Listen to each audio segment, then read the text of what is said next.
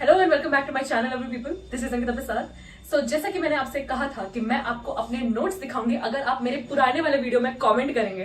तो यस, मुझे बहुत सारे कमेंट्स आए थे कि आपको मेरे नोट्स देखने हैं। So in this video I am going to show you guys my notes and how I made my notes. तो कैसे मैंने नोट्स बनाया, क्या मैंने किया, क्या चीजें मैंने ध्यान में रखी, क्या चीजें मैंने अवॉइड की, वो इस वीडियो में आपको पता चलेगा। सो अगर आपने मेरा वो वाला वीडियो नहीं देखा है, मेरे स्टडी सोर्सेज क्या है, मैंने कैसे प्रिपेयर किया है, कहाँ कहाँ से पढ़ा है, कैसे कैसे पढ़ा है, तो इस वाले वीडियो को आई बटन में जाके देख लो और डिस्क्रिप्शन में लिंक है, वहां से जाके देख लो। It will really help you.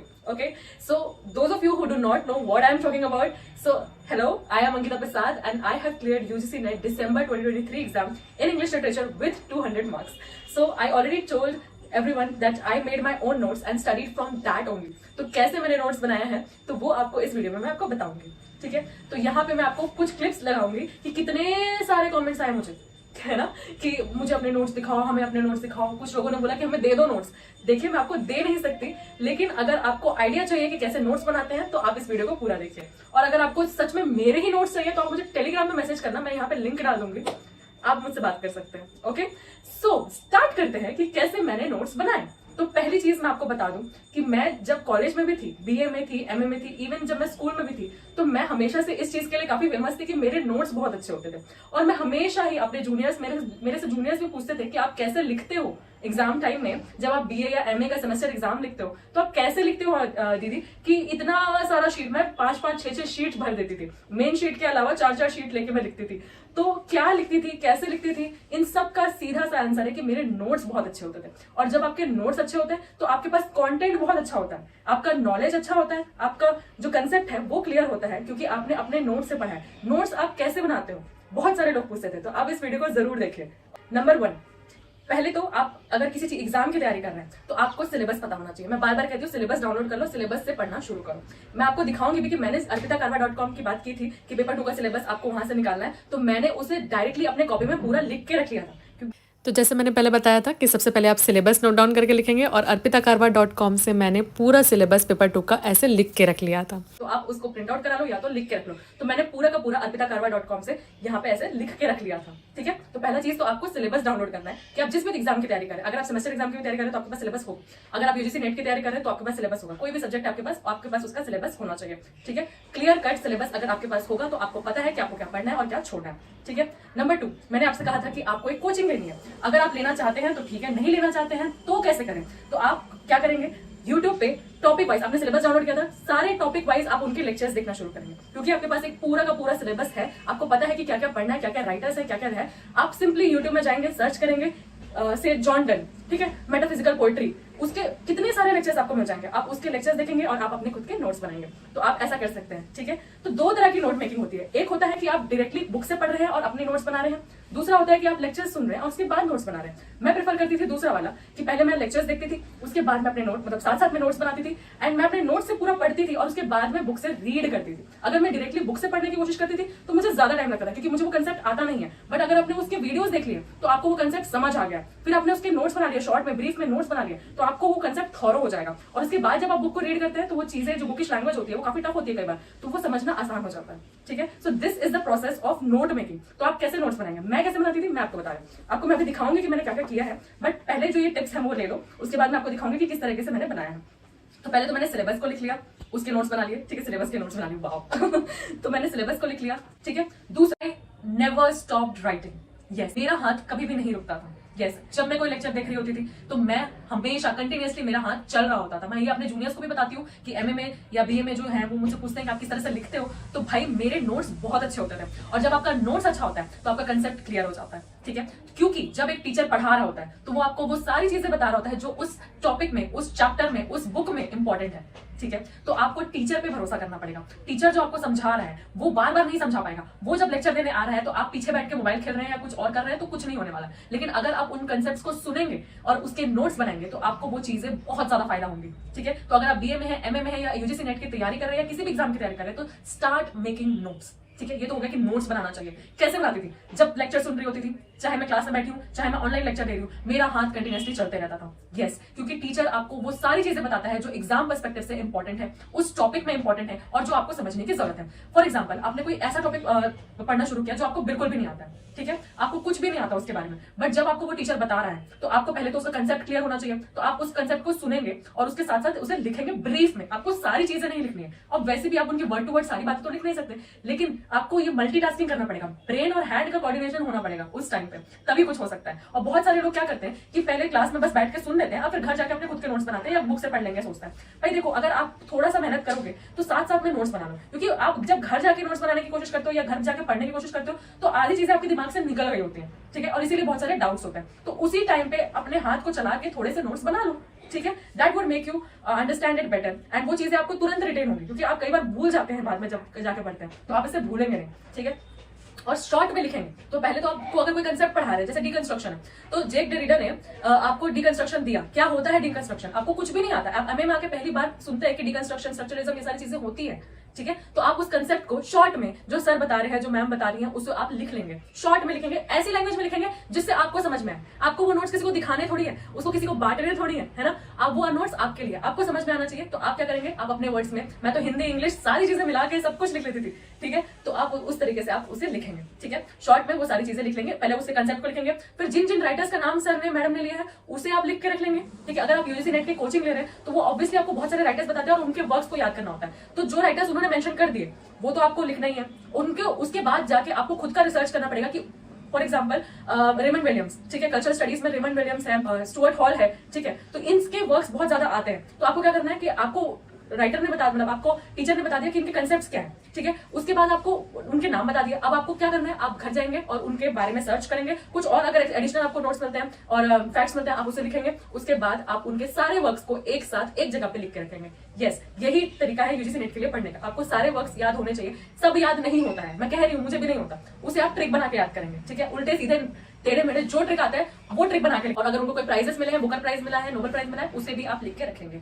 तो ये एक तरीका हो गया। दूसरी चीज, आप बहुत सारे टेबल्स बनाएंगे। पेपर 1 में मैंने बताया, मैंने दिखाया भी है अभी आगे कि मैंने बहुत सारे टेबल्स बनाए थे, तो आप बहुत सारे टेबल्स और चार्ट्स बना के याद करेंगे, ठीक है, उससे आपको जल्दी याद होता है और ये सारी चीजें आपके दिमाग में तुरंत क्लिक करती है। तो पेपर 1 में तनवीर सर ने जब नोट्स बनाए तो बहुत सारे चार्ट्स बनाए हैं, जैसे रैम रोम का कंपैरिजन हो गया है ना, हार्डवेयर सॉफ्टवेयर का कंपैरिजन हो गया, तो ये reflective level, understanding level, memory level, इनके चार्ट्स बना लिए, तो उससे आपको जल्दी चीजें याद होती है। जब आप कंपेयर करके पढ़ते हैं तो आपको चीजें जल्दी क्लियर होती हैं, ठीक है, तो आप चार्ट्स बनाएंगे और इस तरह से याद करेंगे। और फिर मैंने आपको दिखाया कि कल्याणी मैम के नोट्स मैंने कैसे बनाए थे, तो मैंने आपको बोला था उनका फ्री क्रोनोलॉजी कोर्स था यूट्यूब में, आप उसे जाके देखिए और उनका खुद का चार्ट बनाइए। अगर आपको वो चार्ट चाहिए या उसका पीडीएफ चाहिए या मैंने जो चार्ट बनाया उसका पीडीएफ चाहिए तो आप मेरे को टेलीग्राम में मैसेज कीजिए, मैं आपको भेज दूंगी। लिटरेरी थ्योरी के नोट्स आपको दिखा रही हूँ कि किस तरह से मैंने बनाया। एक बेसिक आइडिया जो हर राइटर के बारे में है, प्लेटो, अरिस्टोटल और जितने भी लॉन्जाइनस और सारे लोगों का एक जगह पे मैंने लिख के रख लिया था। उनके इंपॉर्टेंट वर्क्स, उनके क्या कंसेप्ट्स उन्होंने दिए हैं वो लिख के रख लिया था। बहुत ही शॉर्ट में, बहुत ज़्यादा ब्रीफ नहीं है, बहुत ज़्यादा कम्प्रिहेंसिव नहीं है,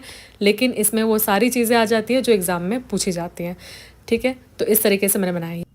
और ये अमेरिकन लिटरेचर का मैं आपको दिखा रही हूँ, जैसे एमर्सन है, उसके जितने भी इंपॉर्टेंट वर्क्स है उसको एक जगह लिख लिया है ना, और उनको रीड आउट आप करते जाएंगे साथ साथ में। सारी चीज़ें याद नहीं होती, लेकिन जब बार बार आप पढ़ते तो आपको याद हो जाता है। ये मैं आपको हिस्ट्री ऑफ इंग्लिश का दिखा रही हूँ, तो ओल्ड एज से स्टार्ट होता है, ओल्ड इंग्लिश पीरियड से एंग्लो सैक्सन में किस तरह से मैंने मैप भी बनाया है और उस पर किस तरह से वॉर्स हुए थे, कितने इन्वेजन्स हुए थे, सबको लिख के रख लिया। उस टाइम पे कौन सा रूलर कहाँ से आया था, कहाँ पे अटैक किया था, वो सारी चीज़ें मैंने लिख ली। और यहाँ पे मैं उस समय के जो इंपॉर्टेंट वर्क्स है, जैसे कि डियोर्स लेमेंट और the wanderer, the C Ferrer, उनकी शॉर्ट में स्टोरी लिख के रख ली है। उसमें से जो क्वेश्चन पूछता है, ड्रीम ऑफ द रूट से क्वेश्चन पूछता है, वो सारी चीज़ें मैंने यहाँ पे लिख के रख ली थी। एग्जाम पॉइंट ऑफ व्यू से जो इंपॉर्टेंट है आप उसे हाईलाइट करके रखेंगे और उसे पढ़ेंगे बार बार। और इस तरीके से मैंने सारे जो इंपॉर्टेंट राइटर्स थे उनके वर्क्स हैं, ये हमने यूनिवर्सिटी वेट्स के हैं, रॉबर्ट ग्रीन वगैरह के मैं आपको दिखा रही थी। और लाइन ऑफ सक्सेशन को आपको काफ़ी अच्छे से क्लियर रखना है, तो उसको मैंने अच्छे से लिख के रख लिया था। इस तरीके से मैं चार्ट बना के याद करती थी। और हर एज के जो बेसिक आइडिया होते हैं, राइज ऑफ नॉवल हुआ था, राइज ऑफ ड्रामा हुआ था, कौन से एज में क्या हुआ था, वो सब लिख के रख लिया था। और ये सारी चीज़ें मैंने इस तरीके से हाईलाइट करके पढ़ी है। और कुछ कुछ इंपॉर्टेंट वर्क्स वर्ड्सवर्थ के, शेली के, उनको क्रोनोलॉजी में याद किया था पूरे कहानी की तरह, कि डेट वाइज मैंने सारी चीज़ें लिखी थी और डेट के साथ मैंने उसे याद करने की कोशिश की थी। सारी चीज़ें डेट के साथ याद नहीं हो पाती है, लेकिन यही तरीका होता है। चार्ल्स डिकेंस को भी मैं देख रही हूँ, आप यहाँ पे पहले मैंने डेट्स लिखे हैं और कौन से डेट में कौन सा वर्क लिखा है, उससे क्या है क्रोनोलॉजी में जब क्वेश्चन आते हैं तो आपको आसानी से हो पाता है। ये देखो इंडियन लिटरेचर कभी मैंने हर राइटर को ले लिया और उनके इम्पोर्टेंट वर्क्स को एक साथ लिख लिया और उसे आप बार बार याद करेंगे तो आपको अच्छे से याद हो पाएगा। ठीक है, मुल्क राज आनंद है तो उनके सारे वर्क्स जो हैं एक साथ लिख लिया, उनके मेमोइर्स एक साथ लिख लिया। ये वर्ल्ड लिटरेचर के हैं, और कामू है ना, और जितने भी राइटर्स थे, चिनुआ अचीबे, तो उन सब का वर्क्स यहाँ पे लिख लिया, कुछ कुछ मैप बना के लिख लिया, है ना। और इस तरीके से उनके जितने भी वर्क्स हैं वो एक जगह लिख लिया, वो कहाँ कहाँ से बिलोंग करते थे वो लिख लिया, किसको किसको नोबेल प्राइज़ कब कब मिला वो लिख लिया। ये पेपर 1 का मैं आपको दिखा रही हूँ। तो ये आईसीटी का मैं आपको दिखा रही हूँ। बहुत सारे टेबल्स तलवीर सर ने बनवाए थे, एंड उससे काफ़ी अच्छा होता है कि आपका कंसेप्ट अच्छे से क्लियर हो जाता है। रैम रोम में डिफरेंस क्या है, हार्डवेयर और सॉफ्टवेयर में डिफरेंस क्या है ना। तो इस तरह के जो चीज़ें होती हैं वो आपको टेबल बना के याद करने से और चार्ट बना के याद करने से अच्छे से याद होता है। तो ये रजिस्टर वगैरह का है, और अलग अलग मैंने यहाँ पे डायग्राम्स बना रखे हैं, चार्ट बना रखे हैं। और ये हायर एजुकेशन का मैं आपको दिखा रही हूँ। जितने भी रिपोर्ट्स आए थे, कमीशंस बने थे, उनके जो इम्पॉर्टेंट पॉइंट्स हैं, जैसे सैडलर कमीशन है, वर्धा कमीशन है, सार्जेंट रिपोर्ट है, उन सब के जो इम्पॉर्टेंट पॉइंट्स हैं उसे अच्छे से मैंने हाईलाइट करके लिख लिया था और वही याद किया था। और जितने भी डिजिटल इनिशिएटिव्स थे उसमें जो मेन फोकस के जो पॉइंट्स थे जो हैं उनको मैंने याद किया था, स्वयं प्रभा हो गया और इन सारी चीज़ों को, है ना। और ये टीचिंग एप्टीट्यूड वगैरह में फिर से टेबल वगैरह बनाकर इसी तरह से मैंने नोट्स बनाए हैं। काफ़ी अच्छे से नोट्स बनाए थे और इसीलिए मेरा कंसेप्ट भी अच्छे से पेपर 1 में क्लियर हुआ था। और मेरे पेपर 1 में 70 मार्क्स आए थे, और जो कि काफ़ी अच्छे, मुझे 80 खींचना था लेकिन 70 तो आ गए थे बिकॉज ऑफ दीज नोट्स। तो आप भी इसी तरीके से नोट्स बनाओ, पॉइंट्स वाइज बनाओ, ज़्यादा डिटेल में मत बनाओ, लेकिन ऐसा बनाओ कि आप जब उसे पढ़ो तो आपके पॉइंट्स क्लियर रहे, आपका कंसेप्ट क्लियर है। और इस तरीके से लॉजिकल रीजनिंग के भी मैंने जितने भी हैं चार्ट बना के रखा था, टेबल बना के रखा था, और मैंने उसकी प्रैक्टिस बहुत अच्छे से की थी। ये सिलॉजिज्म का है वो मैंने दिखाया। और ये है कल्याणी मैम का जो मैं चार्ट बोल रही थी क्रोनोलॉजी का, जैसे कि इसमें ईयर्स लिखे, इवेंट लिखा है, बर्थ लिखा है, डेथ लिखा है और पब्लिकेशन लिखा है। तो 1552 में एडमंड स्पेंसर का बर्थ हुआ है, 1554 में आपका सिडनी का बर्थ हुआ है, और किसकी डेथ होती है, कब होती है, वो सब कुछ एक साथ डेट वाइज आपको याद करवा दिया जाएगा इसमें। तो आप ये बिल्कुल इस तरीके से चार्ट बनाएंगे। और इस तरीके से मैंने उनके क्वेश्चंस को भी प्रैक्टिस किया था, वो मैडम ने करवाया था, क्योंकि जब आपने चार्ट से पढ़ लिया और उसके बाद आप क्वेश्चंस उसी के लगाते हैं तो आपको अच्छे से चीज़ें क्लियर हो जाती है। तो इस तरीके से मैंने चार्ट बना रखा है और उसी से रिलेटेड क्वेश्चंस भी मैंने सॉल्व किए थे। तो ये हैं मेरे पूरे notes. So this is how I made my notes, and this can help you to make your notes. ठीक है, और इसी तरीके से आपको पढ़ना है। तो ये हो गया नोट्स बनाने का तरीका। तो आप लेक्चर सुनेंगे, आपका हाथ उसी टाइम पे जो चीजें ग्रास्प कर पा रहा है, आपको ब्रेन और हैंड का कोऑर्डिनेशन करना ही पड़ेगा। थोड़ा सीख लो यार, ये लॉन्ग टर्म के लिए, ये फायदा ही होना है आपको। ठीक है, तो आप सुनेंगे भी और साथ साथ में जो आपको समझ में आ रहा है ब्रीफ में उसको लिख लेंगे। घर जाके आप उसे अच्छे से पढ़ेंगे, उसके बारे में थोड़ा सा और रिसर्च करेंगे, और उसके बाद उन राइटर्स का नाम लिखेंगे और उनके सारे वर्क्स को एक साथ लिखेंगे। इससे आप याद कर सकते हैं। डेट्स को, क्रोनोलॉजी को आप कैसे याद करेंगे, तो डेट्स आपको चार्ट बना के याद करना है, और जो कि मैंने आपको दिखाया भी है। तो कुछ इस तरीके से आपको करना है। दूसरे तरह के लोग होते हैं कि आप डायरेक्टली टेक्स्ट बुक से पढ़ते हैं और उसके बाद अपने नोट्स बनाते हैं। तो टेक्स्ट बुक में जब सब कुछ लिखा ही है तो उसके नोट्स बनाने का कोई मतलब बनता नहीं है। तो आप अपने नोट्स पहले पढ़ेंगे, उसके बाद टेक्स्ट बुक को रीड करेंगे तो ज्यादा फायदा होगा। तो ये है मेरा तरीका कि मैं कैसे नोट्स बनाती थी। तो एक कमेंट आया है कि मेरी स्ट्रैटेजी क्या थी प्रिपेयर करने की। तो मैंने आपको स्ट्रैटेजी अपनी उस वीडियो में बता ही दिया है। अगर आपने नहीं देखा है तो डिस्क्रिप्शन में लिंक है, आप उसे जाके देखेंगे। मैंने अपने नोट्स से ही पढ़ा था, तो मैंने कैसे नोट्स बनाए थे वो मैंने इस वीडियो में आपको बता दिया है। दूसरी चीज, क्या मैंने सिर्फ मेजर राइटर्स को पढ़ा था या माइनर राइटर्स को पढ़ा था, तो मैंने कोचिंग ली थी, उसमें जो कोर्सेस मैंने देखे थे उसमें उन्होंने मेजर और माइनर दोनों ही राइटर्स बनाए थे। लेकिन देखो सारी चीजें याद करना पॉसिबल नहीं होता है, तो आप फोकस करेंगे मेजर राइटर्स के माइनर वर्क्स पे और माइनर राइटर के मेजर वर्क्स पे। ये एक ट्रेंड नया आ चुका है मार्केट में, यूजीसी नेट के मार्केट में, तो ये हमें काफी देखने को मिल रहा है। तो कई बार हम लोग मेजर राइटर के मेजर वर्क्स पढ़ के चले जाते हैं, लेकिन मेजर राइटर के मेजर वर्क्स के अलावा यहाँ पे माइनर वर्क्स भी पूछे जाते हैं। तो आप इसीलिए जब भी नोट्स बनाएंगे तो मेजर राइटर्स के सारे ही मेजर और माइनर दोनों ही वर्क्स लिखेंगे, और जो माइनर राइटर्स है उनके सिर्फ इंपॉर्टेंट मेजर जो वर्क्स है उसे आप लिखेंगे और उसे याद करने की कोशिश करेंगे। वर्ल्ड लिटरेचर के लिए भी मैंने जो कोर्स देखा था उसी में से ही मैंने नोट्स बनाए थे। मैंने बहुत ज्यादा वर्ल्ड लिटरेचर नहीं पढ़ा है, ठीक है, मैं सच कह रही हूँ। मैं कुछ भी यहाँ पे फेक करने के लिए नहीं आई हूँ कि यहाँ पे मैं बहुत टॉप हूँ। मैंने जो किया है मैंने आपको सीधे सीधे बता दिया कि मैंने किस तरीके से प्रिपरेशन किया। मेरे पास विनीत सर के भी बहुत सारे बुक्स है जिसमें से मैंने बहुत ज्यादा नहीं पढ़ा था, लेकिन उससे मुझे अभी मैंने गेट का भी एग्जाम दिया, उसमें मुझे काफी क्वेश्चंस उससे इसलिए बन पाए क्योंकि मैंने जो उनसे नोट्स लिए थे उसमें समरीज दी हुई थी। और जब आपको समझ में नहीं आता कि आपको किस किस की चीज की समरी पढ़नी है, तो उससे मेरा ये फायदा हुआ कि विनीत सर के जो बुक्स लिए थे उसमें उन्होंने जो समरीज दी थी मेजर राइटर्स के, मेजर वर्क्स के, उससे मुझे ये फायदा हुआ कि मुझे पता चल गया कि मुझे क्या क्या चीजों का समरी पढ़ना है। वरना जब आप ब्लैंक होते हो कि किसके सिर्फ वर्क्स याद करने हैं और किसके अंदर की समरी भी याद करनी है, किसके कैरेक्टर्स भी याद करने हैं, उस चीज से बचने के लिए मैंने विनीत सर का जो बुक्स है वो मेरे काम में आया है। ठीक है, it has really helped me in that. Other than that मेरे को बहुत ज्यादा हेल्प उसमें से नहीं हुई है, बट क्योंकि अगर आपने उनके नोट्स हैं तो उन्होंने काफी एलाबोरेटली बताया है कि हाँ क्या क्या पढ़ना है क्या क्या नहीं पढ़ना है, तो इसलिए मैं बोलती हूँ कि एक कोचिंग ले लो, उससे आपको पता चल जाएगा कि एग्जाम में किस तरह के क्वेश्चन आते हैं। दूसरी चीज ये है कि आप जो प्रीवियस ईयर क्वेश्चन है उसको देखेंगे, एनालाइज करेंगे और उसके बेसिस पे उस ट्रेंड को देख के आप पढ़ाई शुरू करेंगे तो आपको ये सारी चीजें समझ आनी शुरू हो जाएगी, ठीक है। Other than that you have to work hard, ठीक है। कुछ भी चीजें आसानी से नहीं मिलती, बहुत लोगों को कम मार्क्स में भी सिलेक्शन हो जाता है, लेकिन वही बात है कि आपको पढ़ना तो पड़ेगा ही, चाहे आज पढ़ो या कल पढ़ो, ठीक है। यूजीसी नेट से जॉब नहीं लगती, इट्स जस्ट अ क्वालिफिकेशन। कुछ एक इंसान ने मुझे कमेंट किया था कि भाई तुम्हारा एक्साइटमेंट देख के तो ऐसा लग रहा है कि भाई तुमने पता नहीं क्या हासिल कर लिया, इस टाइप का उनका टोन था, ठीक है। तो तुम्हारा ये अलग ही इतने एक्साइटेड क्यों हो रहे हो, it's just a qualifying exam. Yes it is a qualifying exam and मेरा क्लियर नहीं हुआ था। एंड एक चीज मैं आपको सबको बता देना चाहती हूँ, मेरा नेचर है कि मैं बहुत खुश रहती हूँ, ठीक है। तो जब भी मैं वीडियोस बनाती हूँ तो मैं बहुत एक्साइटेड होकर वीडियोस बनाती हूँ, चाहे मेरे घर में गाड़ी आए, चाहे मेरे घर में बेबी पैदा हो, चाहे मेरे घर में कुछ भी हो, मेरे भैया की शादी भी क्यों ना हो, मैं हमेशा ऐसे ही खुश होकर वीडियोस और ब्लॉग्स बनाती हूँ, ठीक है। तो it's just my nature, it's not about I am just too complacent with achieving this only, ठीक है। तो ये चीज मैं क्लियर करूँ कि इसका मतलब ये नहीं है कि मैं बस कंप्लेसेंट हो गई हूँ कि हाँ भाई मेरे मार्क्स आ गए यूजीसी नेट में, मैं बहुत तोप हूँ, ऐसा कुछ भी नहीं है, ठीक है। It's just my nature to be happy, and when I make videos the happiness and excitement flows out. It's not that if I go to some interview I'll behave the same way that I'm behaving in my videos. You have to know this, you should know this boundary, okay. If I am talking to you in a certain way, it's because I am happy and it's my platform, it's my video. If you are watching this video and you are upset about my tone or my excitement, then keep it to yourself. It's my video, I can do whatever I want. If I am happy I'll show it, if I'm sad, if I want to show it I will. I don't care what others think, ठीक है। सो ये चीज मुझे बहुत बेकार लगती है कि भाई तुम तो इतनी एक्साइटेड हो जैसे तुमने पता नहीं क्या अचीव कर लिया, नहीं किया लेकिन कर लूंगी, ठीक है। अगर एक चीज और मैं बोलूंगी, मैं इसलिए भी इतनी खुश होती हूँ हर चीज को लेकर क्योंकि मैं अप्रिशिएट करना चाहती हूँ, मैं एक्नॉलेज करना चाहती हूँ। आपने कभी सोचा कि हम पूरा ही टाइम, जब हमारा लाइफ में कुछ भी अच्छा नहीं चल रहा होता है तो हम पूरा टाइम भगवान से सिर्फ ये मांगते रहते हैं कि काश मेरी लाइफ में कुछ अच्छा हो जाए, काश मैं ये अचीव कर लेता, काश मेरा ये एग्जाम निकल जाता।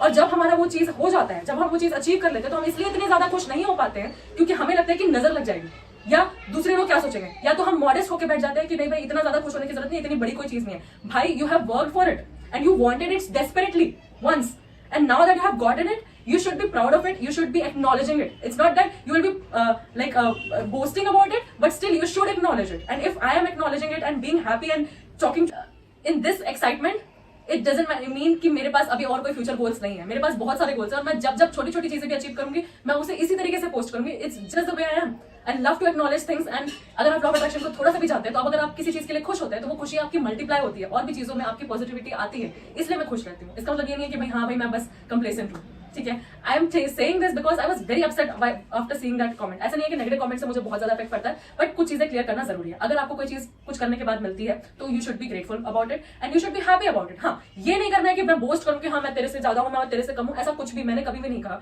कि मैं किसी और से ज्यादा हूँ। मैंने बस इतना कहा कि भाई मैं खुश हूँ और मैंने अचीव किया after a long struggle, so I should celebrate it. It's just that, okay? Okay. So tell me in the comment section if you like this video and if you liked the notes making style of mine, and also you can share your insights how you make notes, and I'll see you in the next video. Bye.